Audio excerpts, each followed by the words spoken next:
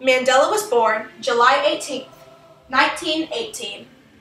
His birth name was Holy Thaatha, which means troublemaker. For some, it seems, Mandela's destiny was set at birth. It wasn't until he left his boyhood home that Mandela realized he was not free. Segregation and discrimination had existed in South Africa since European arrival. However, in the 1940s, the National Party gave it a name: apartheid. Initially, the goal of apartheid was to maintain white domination while extending racial separation.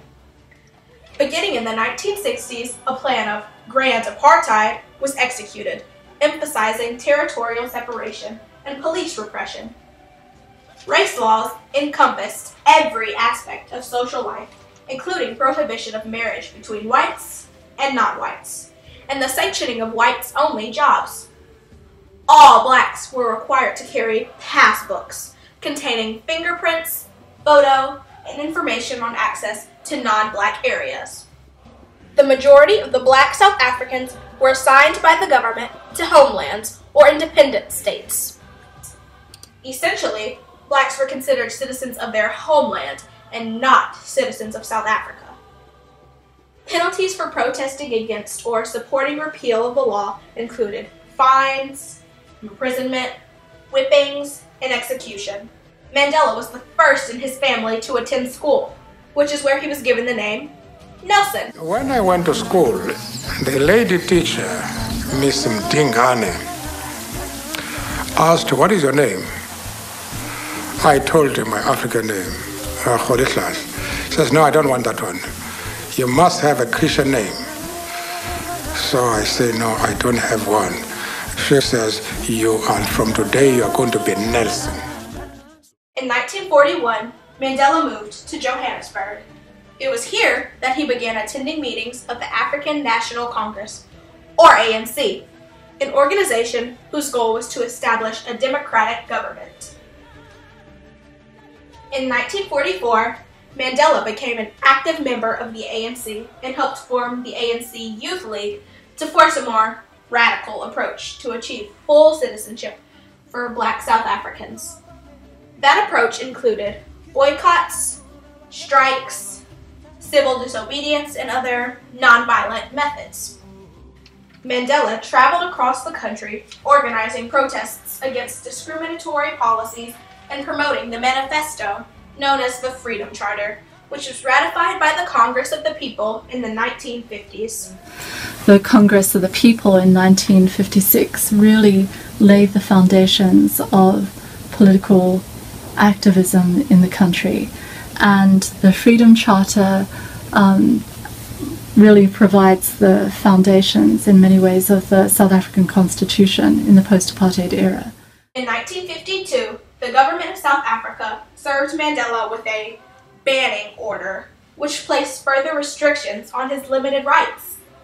This government action forced Mandela to live life on the run, leaving his family, using disguises, and traveling only under the cover of night. On December 5th, 1955, Mandela, along with 155 others, was arrested, which led to the 1956 treason trial.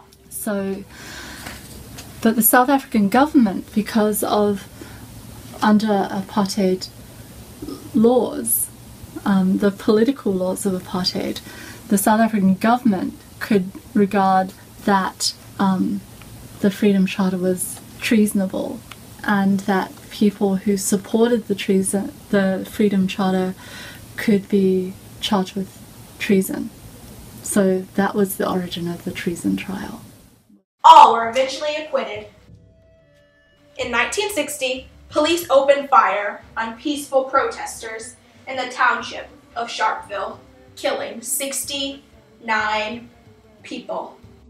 The Sharpeville massacre was the catalyst which led Mandela to co-found and lead the Spirit of the Nation, a new armed branch of the ANC. Regarding this departure from civil disobedience, Mandela remarked, "To feel that the reaction of the government to our stay at home, ordering a general mobilization, arming the white community, arresting 10,000s of Africans, the show of force throughout the country. Notwithstanding our clear declaration that this campaign is being run on peaceful and non-violent lines, close the chapter as far as our methods of political struggle are concerned. There are many people who feel that it is useless and futile for us to continue talking peace and non-violence against a government whose reply is only savage attacks. On June 12, 1964, at the age of 45, Mandela, along with 7 others, was convicted of conspiracy to overthrow the government. The trial for Nelson Mandela was part of the armed struggle that took place after the first treason trial, and his trial, where he was convicted, was called the Rivonia trial. Okay, so it's 2 separate trials that took place, and it was the Rivonia trial where Nelson Mandela was imprisoned. Okay, so the 8 trialists that were sentenced to life imprisonment included Nelson Mandela and his colleagues. While in prison, Mandela served as the symbolic leader of the anti-apartheid movement. In 1980, the Free Nelson Mandela campaign was introduced. This campaign ignited the growing international outcry against South Africa's racist government. In 1989, President F.W. de Klerk lifted the ban on the ANC and called for an end to apartheid. On February 11, 1990, de Klerk ordered Mandela released from prison. Mr. Nelson Mandela will be released at the Victor Verster prison on Sunday, the 11th of February at about 3 p.m. After 27 years, Mandela was released from prison. His first public appearance in nearly 3 decades. 72 years old, walking strongly, step by step, further into freedom.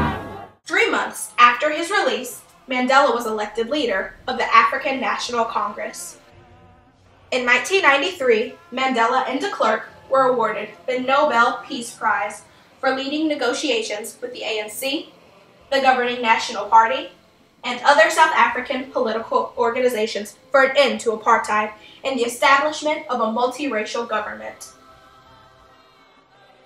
In April of 1994, Black South Africans stood in line for up to 3 days to cast their vote in the first multiracial elections in the country's history, and on May 10, 1994, Nelson Mandela was sworn in as the first Black president of South Africa. As president, Mandela presided over the enactment of a new South African constitution, which established a strong central government based on majority rule and prohibited discrimination against minorities, including whites. On December 5th, 2013, Nelson Mandela died of tuberculosis. South African activist and former president Nelson Mandela helped bring an end to apartheid and served as an advocate for human rights. He struggled against the might of the apartheid state and sacrificed his own liberty so that all South Africans could enjoy dignity, prosperity, and freedom. Mandela established the Truth and Reconciliation Commission to investigate human rights and political violations. Mandela formed a multiracial government of national unity, which aims to improve race relations, discourage blacks from retaliating against white minority, and building a new international image of a united South Africa. He established numerous foundations, including the influential Nelson Mandela Foundation and the Elders, an independent group of public figures committed to addressing global problems and easing human suffering.